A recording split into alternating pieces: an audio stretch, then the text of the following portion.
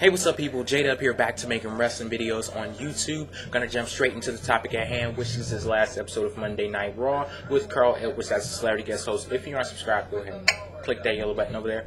Thanks. Okay, like I said, Carl Edwards, NASCAR driver, he was a celebrity guest host of this last episode of Monday Night Raw. I think he was a pretty good host. It wasn't anything super excellent, but he was pretty good. I didn't get tired of seeing him, and basically that's how I gauge whether the celebrity guest host did a good job or not. It's whether you get tired of seeing them or not. And I think he was funny when he needed to be. He did all of the right things. He was good on the mic, much better than those last NASCAR drivers that they had as a celebrity guest host. So yeah, and speaking of the whole celebrity guest host angle, I know a lot of people are tired of it, but obviously it's not going anywhere for any time soon. So basically what I do, I work with what I'm given. I don't like the whole thing, but I do realize that good things can come out of it. Like you can have good celebrity guest hosts, and there's going to be bad celebrity guest hosts also. But yeah, as long as they serve like a limited role in the show, and I'm seeing that WWE has kind of like changed that, because in the beginning it was so much about the celebrity guest host, you didn't even give a damn what was going on in the show.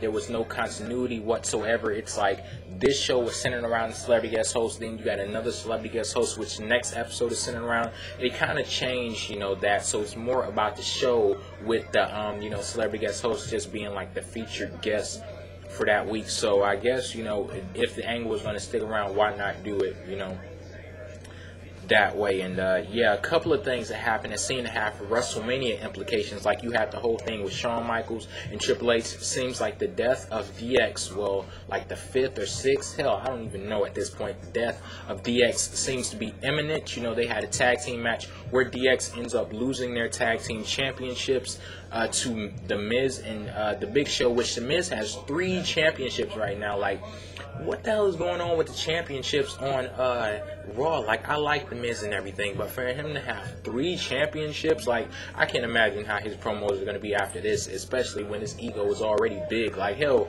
how could it get any bigger? But yeah, like, you have The Miz with 3 championships. You have Sheamus with the WWE Championship, which I don't even know if I would want to call him the WWE Champion, because it seems like the championship is vacated right now. Like, I don't even see Sheamus as a credible or viable champion. Like, WWE threw the championship on him too early, and I guess they thought putting the championship on him would serve as like a prop for his character. It would elevate his status, but in all actuality, he actually devalued the WWE Championship. Then you have the Divas Championship. We don't even have a fucking Divas champion, and seeing that the match that they just put on in this last episode of Raw, it was what, 45 seconds? Like, Divas didn't even get entrances. They don't give a damn about the Divas on Raw. SmackDown, it's so much better than Raw when it comes to the Divas. Hell, when it comes to probably everything, SmackDown is better than Raw. But I went all off into something else. But yeah, back to DX. It seems like they're going to break up pretty soon. A lot of people have been calling for the breakup of DX. I am a DX fan, as you can see, as you saw in my video where I was jumping around just because they were in a fucking championship match at Survivor Series, which both of them ended up losing, but that's another story for another time. Anyway, but yeah, I'm a DX fan, but I'd love to see a breakup of DX if that leads to a feud between Shawn Michaels and Triple H, if that leads to a match at WrestleMania between those two guys, because the feud between Shawn Michaels and Triple H from a couple of years ago is my favorite feud of all time. I absolutely love both of these guys as wrestlers, and people talk a lot of crap about Triple H, but when it's time to put on a damn good show, I think he's going to put on a damn good show. Plus, you can't go wrong with Shawn Michaels in the ring. So if this match ends up happening at WrestleMania, I'm pretty sure it's going to be a damn good match. I'm pretty sure. So yeah, and I'm loving what WWE is doing with Shawn Michaels. Like, they have him coming off as desperate. Like, he's like obsessed with having another match with the Undertaker. This is greatly done. I'm loving what they're doing with this whole Shawn Michaels thing. Then another thing that could have WrestleMania implications was Bret Hart and Vince McMahon. I was going at the time that Bret Hart was announced that he was coming back to WWE, but I knew he was coming back already, because I kind of sensed like a change in his whole character and his whole demeanor when he started talking about WWE in interviews. Like, he went from saying, "Oh hell no, I'm never going back to WWE. You'll never see me on WWE live television or whatever." But then, a couple of months ago, he did an interview when people were asking him once again, have you ever thought about going back to WWE?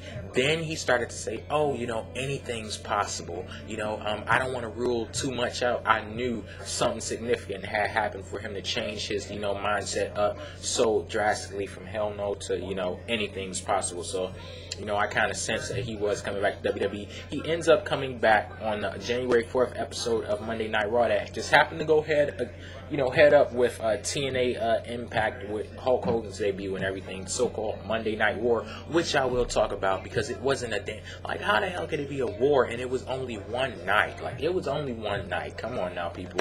Y'all are so giddy to have another Monday Night War, and this is not the same situation, not the same company. TNA is not WCW, not on WCW's level, and nowhere near WWE's level to have a Monday Night War, but I'll save that for another video because I really need to put the TNA fans in their place because they've been living in La La Land for the past month thinking that they're the stuff, and I don't think that they've, got the reality check that they really need. Again, went all off into something else. Back to Bret Hart and Vince McMahon. I guess this is like the main event feud leading up to WrestleMania.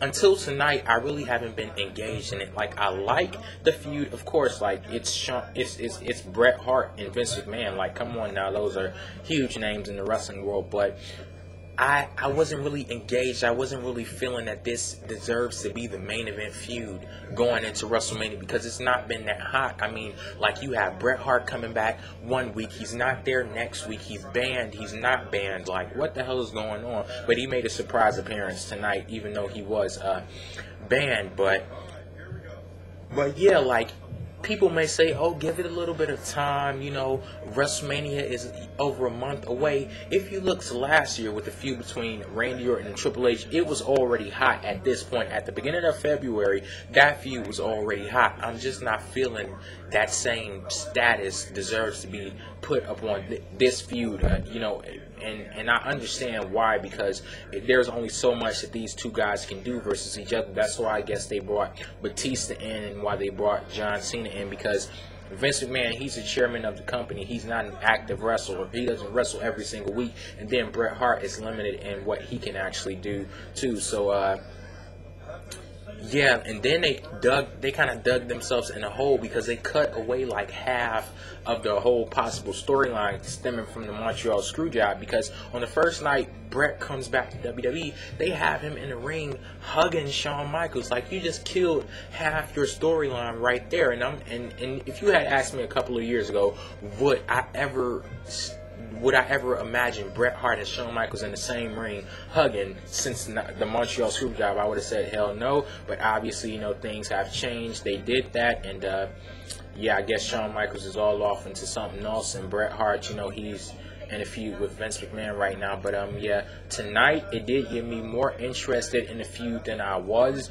But I guess I'll be tuned in to see what actually happens with these two guys, and I'm really looking forward to Raw next week because you have Jerry Springer hosting Monday Night Raw. I mean, he hosts a train wreck show in his own damn show, and Raw is a train wreck also, so it seems like a perfect fit. I'm pretty sure that show is going to be crazy. Like I said, a train wreck. And yeah, you have some big matches next week. Triple H versus John Cena, Randy Orton versus Sheamus, and you also have Ted DiBiase versus Kofi Kingston. And Kofi Kingston, it seemed like he had the world set, like, laid out right in front of him, but WWE once again, screwed up with him. It looks like he's in no man's land right now because the feud with him and Randy Orton was so hot, then it dropped off after I think 2 or 3 weeks. Same thing happened with Legacy. They put all of that time, invested all that time in building them up with DX over the summer, and then they go nowhere with that. So yeah, I guess I'll end this video right here. I don't know how long it is, but yeah, give me your thoughts, your opinions, your views on all the stuff I talked about. And yeah, I'll be making a couple of videos this week. So yeah, peace out.